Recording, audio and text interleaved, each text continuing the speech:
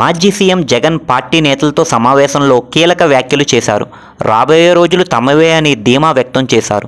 కళ్ళు మూసుకుంటే 3 ఏళ్లు గడిచిపోతాయి. ఆ తర్వాత అఖండ మెజారిటీతో వైసీపీ గెలుస్తుందన్నారు. జగన్ 1.0కు భిన్నంగా 2.0 ఉంటుందన్నారు. కార్యకర్తల కోసం ఈసారి గట్టిగా నిలబడతానన్నారు. అంటే ప్రజల కోసం కాదన్నమాట. అంటే కార్యకర్తలు మాత్రమే ఓటు వేస్తే సరిపోతుంది, కార్యకర్తలు కానీ ప్రజలు ఓటు వేయాల్సిన అవసరం లేదని పరోక్షంగా చెప్పకనే చెబుతున్నారు జగన్ అని అంటున్నారు కొందరు నేతలు.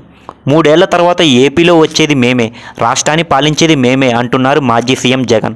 2.0 పాలనలో మరో జగన్ను చూస్తారప్పా అని ఆయన అన్నారు. చంద్రబాబులో ఏ మార్పు రాలేదన్నారు ఆయన. ఇటీవల జరిగిన స్థానిక సంస్థల ఉప ఎన్నికల్లో పాల్గొన్న ప్రజాప్రతినిధులతో జగన్ భేటీ అయ్యారు. ఉప ఎన్నికల్లో ధైర్యంగా పోరాడి పార్టీని గెలిపించినందుకు వారిని అభినందించారు. కష్టకాలంలో కార్యకర్తలు చూపించిన నిబద్ధతకు పార్టీ రుణపడి ఉంటుందన్నారు మాజీ సీఎం జగన్. రాబోయే రోజులు తమవే అని ధీమా వ్యక్తం చేశారు. చంద్రబాబు మోసాలు క్లైమాక్స్కు చేరాయన్నారు జగన్. దీనిపై కూడా పలువురు నేతలు, కొందరు విశ్లేషకులు జగన్ విపరీత అర్థాలపై మండిపడ్డారు. కూటమి ప్రభుత్వం తలపెట్టిన P4 విధానంపైన విమర్శలు చేశారు. సూపర్ 6, సూపర్ 7 ఎగ్గొట్టేందుకు అప్పులపై అబద్ధాలు చెప్తున్నారంటూ జగన్ విమర్శించారు.